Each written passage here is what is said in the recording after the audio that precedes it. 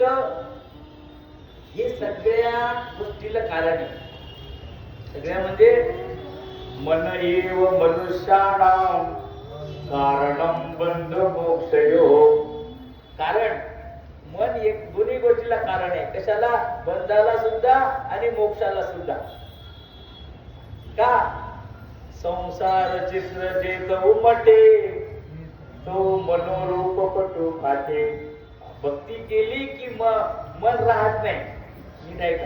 भक्ती केली की चित्त चैतन्यमय होऊन जाते. मनोरूप पटू म्हणजे वस्त्र. ज्या वस्त्रावर पहिले सिनेमा असायचा, आता सिनेमावर कापडावर दिसायचा, पडद्यावर. आता पडदा नाही काय की, पण पडद्यावर सिनेमा दिसायचा. मग तो पडदाच फाटला. मनोरूप पटू फाटे.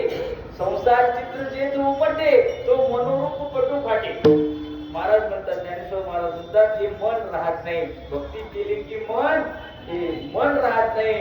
मन देव होऊन मन झाले देव केला जीव भाव.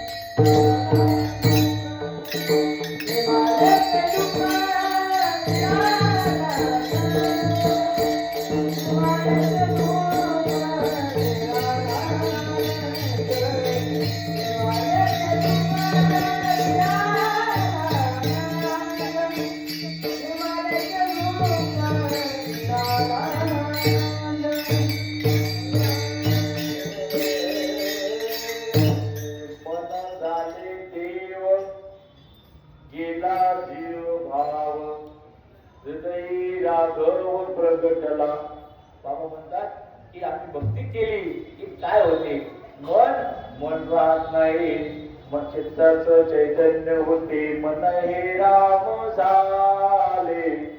मन हे राम झाले. प्रवृत्तीचे सांडोनिया निवृत्तीचे आले. मन हे राम झाले. मन हे राम झाले. काय सांगितलं? भक्ती केली की मन देव होते. आणि तेच मन माणसाला अनर्थात सुद्धा नेऊन घालते. चित्तम चित्त विजानीया तकारो रहितो यदी तकारो विषयाध्यासा. ग्रंथकार सांगतात, चित्त आणि चित हे दोन शब्द तुमच्या समोर ठेवा. चित म्हणजे परमात्मा आणि चित्त म्हणजे मन. मग याच्यामध्ये फरक काय आहे? नुसता एक डबल त आहे. हा जो पुन्हा तकार आहे, हा तकार म्हणजे विषयाचा अध्यास आहे. तकारो विषयाध्यासा. आपल्या मनामध्ये जी विषयासक्ती गळून बसली, विषयावरचं प्रेम करून बसलं, संसारावरचं प्रेम करून बसलं, मग अवघी देवावरी माया. संसारावरचं प्रेम करायचं आणि देवावर लावायचं. विठोबा कुमारी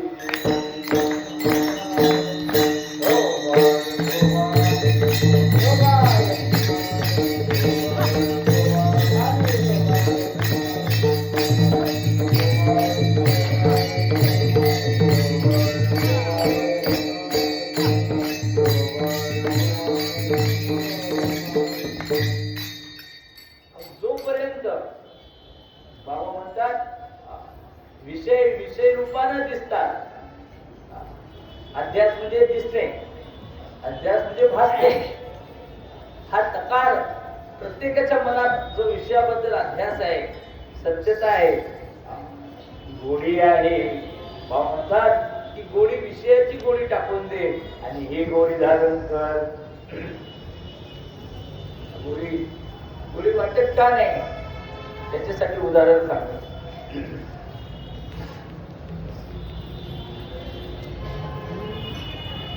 दोन भुंगे असतात. ती दोन भुंगे काय करतात? एक भुंगा फुलावर जातो, दुसरा भुंगा घाणीवर जातो. दुसरा भुंगा घाणीत जातो शेणात. त्या भुंग्याला तुम्ही बाहेर काढा, तो जाईल त्यातच. शेणातला किडा जाईल त्यातच. ते भुंगे चाललोकांची गाठ झाली. फुलावरच्या भुंग्याची आणि घाणीतल्या भुंग्याची झाली गाठ. म्हणे काय काय तब्येत काय, आमचं गरीब आमची गरीबी आहे, तुमचं काय तुम्हाला माल खायला भेटतो, या आमच्या घरी जेव्हा. फुलावरच्या भुंग्यांनी यांना दिलं आमंत्रण. मग सकाळी आंघोळी केल्या. आई म्हणली काय रे काय? म्हणे आमचे मित्र भेटले, ते म्हणले आमच्या घरी जेवायला.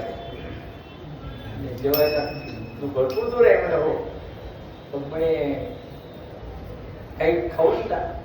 नाही नाही तिथे जेवायचं म्हणे आम्हाला. मग काही घेऊन जा, भूक नसो पण शिदोरी असो. मग ते म्हणे बरं ठीक आहे. मग एक त्या रोजचा त्यांचा आहार म्हणून त्यांनी एक गोळी आपल्या दारीत घेतली. भूक लागली की खाऊ, तर योगा ते वेळेवर घेत. 9:15 पर्यंत जेवायच्या आधीच अगदी 10 वाजता जेवत असतात. वेळेवर गेले, या या या या बरं झालं आले, बरं झालं आले. मग आणि ही जाई जुईची हा भाग आहे, हा शेवंतीचा बगीचा आहे, हा कमळाचा आहे, हा गुलाबाचा आहे, हा मोगऱ्याचा आहे. ज्याला जो सुगंध, जो रस खायचा त्याच्यात जा. फुलामध्ये मकरंद असतो ध्यानात ठेवा. मग फुलाचं मकरंद सेवन करणारे भुंगे मस्त तब्येतीनं आमच्या वैभव महाराजांसारखे होते. मग ते म्हटले आता असं व्हायचं आपल्याला. आणि मग जा कमळाच्या बगीच्यात, जा याच्यात गेले. कोणी मोगऱ्याच्या बगीच्यात गेलं, कोणी जाई जुई शेवंती चमेली, कोणी गुलाब, कमळ, बरेच काही फुलं. आणि एक 5-10 मिनिटं झाले आणि एकमेकांच्या तोंडाकडे पाहू लागले. खरं ते खरा घरमालक ते पोरं आले नाही, याच्या चेहऱ्यावर काही आनंद दिसून नाही राहिला. म्हणजे एकमेकात म्हणले काय आपलं हे सारखंच आहे.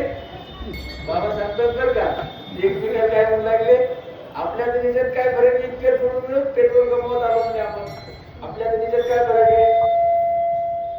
मग ते म्हटले या मूर्खांना याची चव गोडी माहीत नाही. नीट कोण विचार केला की हे सगळे असे उदास काय, असं सगळ्यांना पाहिले उदास का बसले. म्हणले नक्की यांनी दाढीत काहीतरी घरून गोळी आणली. मग आकडा म्हणे तुम्हाला नाही म्हणत मी आहे म्हणते. मग आ करा म्हणले, आ केलं पाहिलं तर त्याच्या तोंडात एक शिवडाली गोळी. ते म्हणे पहिले ती गोळी बाजूला टाका, दाढीतली गोळी बाजूला काढा, मग तुम्हाला याची गोळी लागेल. त्यांनी मस्त ते तोंडाला काढून टाकलं, तोंड धुतले, गोळणा केला. मग जायचे शेवंतीचे वेली गुलाब बगीच्यात गेले. मग यथेच्छ भोजन केलं. हा हे याचा आनंद आहे म्हणे. कशासाठी सांगितलं, जर विषयासक्ती मनात घर करून बसली की भक्ती गोड लागत नाही. आहे परमार्थात, पण मनात आसक्ती असल्यामुळं दाढेतली गोळी ही काढून टाकल्याशिवाय याची गोळी करणार नाही.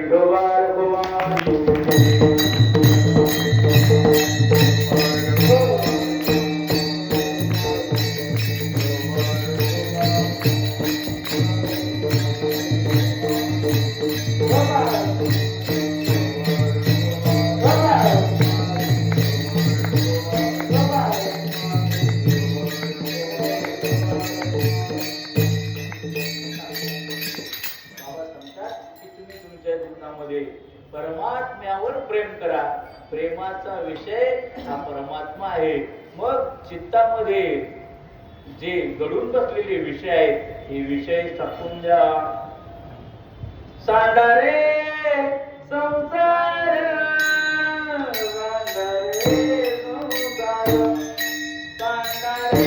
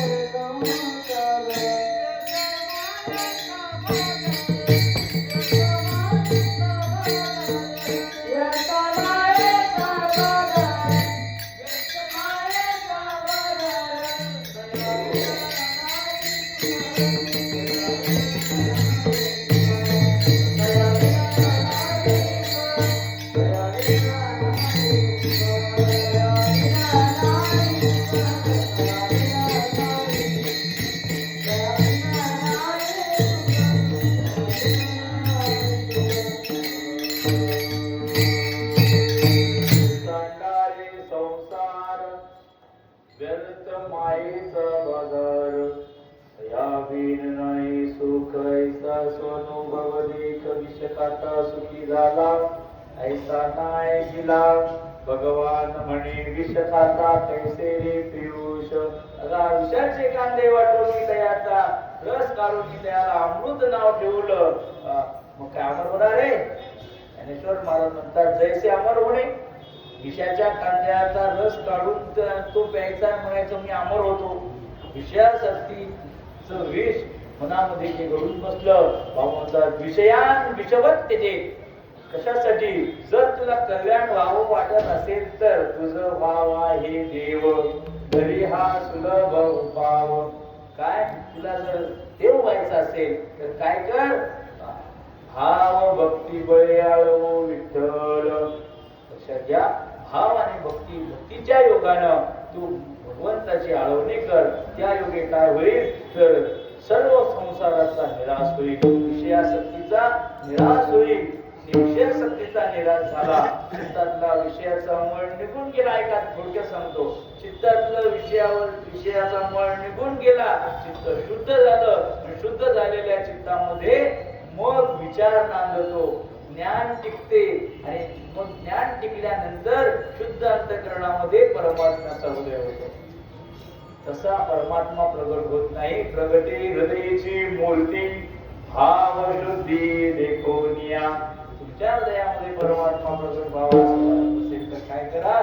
भाव भक्ती बळयाळो विठ्ठल संपवू सलील भव नदी. अशा प्रकारे भक्तीचा हा प्रकर्ष ज्याच्या हृदयामध्ये ही भक्ती उदित झाली त्याच्या हृदयामध्ये कदापिही अशा प्रकारे हे संसाराचा अध्यास राहत नाही.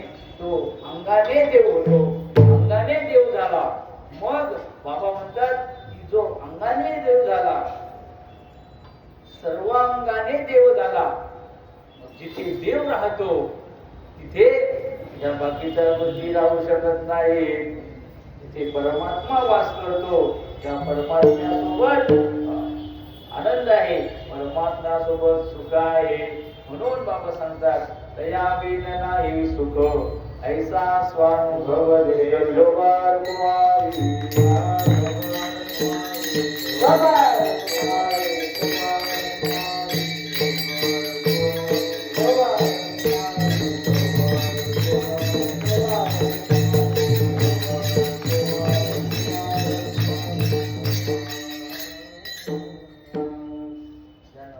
ज्याने भक्ती केली, भक्तीने अंतःकरणाची शुद्धता प्राप्त केली. आता ऐका परमार्थाच्या अवस्था कशा होतात? शुभेच्छा, सुविचारणा. माणसाचं मनामध्ये शुभ इच्छा निर्माण होते. मन शुद्ध झालं की भक्ती केल्यानंतरच्या गोष्टी सांगतात त्या शुभेच्छा, सुविचारणा, तनो मानसा, सत्वापत्ती, असंसक्ती, पदार्थ भाविनी आणि मग तुर्यका. सातवी अवस्था ही सगळ्यात शेवटी आहे. मग ही मन शुद्ध मन शुद्ध झाल्यानंतर संसार त्याला त्याच्या मनातला मळ निवृत्त झाल्यानंतर त्याच्या मनामध्ये परमात्मा प्रगट होतो आणि परमात्मा प्रगट झाल्यानंतर संसाराचा निराश होतो. संपवू सलील भवन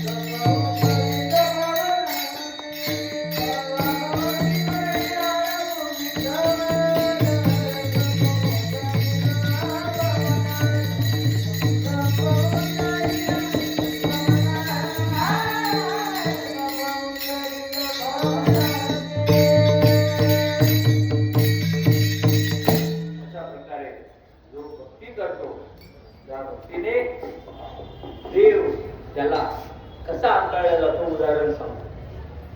नाही देव त्यांच्या सगळ्यात मोठं जे भय आहे मरणाचं, त्या मरणाच्या भयातून त्याची सुटका कशी करतो. जर भगवंताला ज्यानं समर्पण केलं, संसाराचे दास,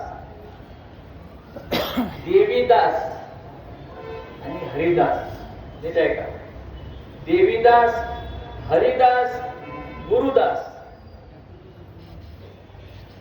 नवे गुरुदास हरिदास, नवे गुरुदास संसारिया.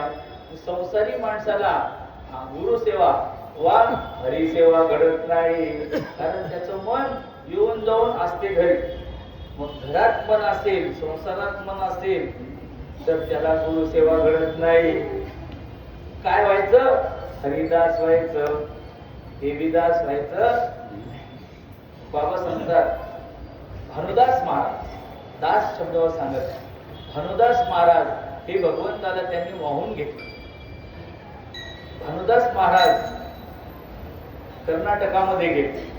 कर्नाटकामध्ये गेल्यानंतर तिथे त्यांनी देवीच्या मंदिरामध्ये काकडा सुरू केला. ते राजाला काही आवडलं नाही. म्हणे, अरे हे देवीचं मंदिर आहे, देवीच्या मंदिरात हे काय लावलं म्हणे तू. भानुदास महाराज म्हणजे काय तू, ही तुझी देवी आमच्या विठोबासमोर उलटा पदर घालून झाडू मारते, तू काय सांगतो देवी देवी करतो म्हणे. दाखवशील? हो दाखवतो. मग भानुदास महाराजांनी कबूल केल्याप्रमाणे हत्तीवर अंबारी आणि अंबारीचे बाबा बसले भानुदास महाराज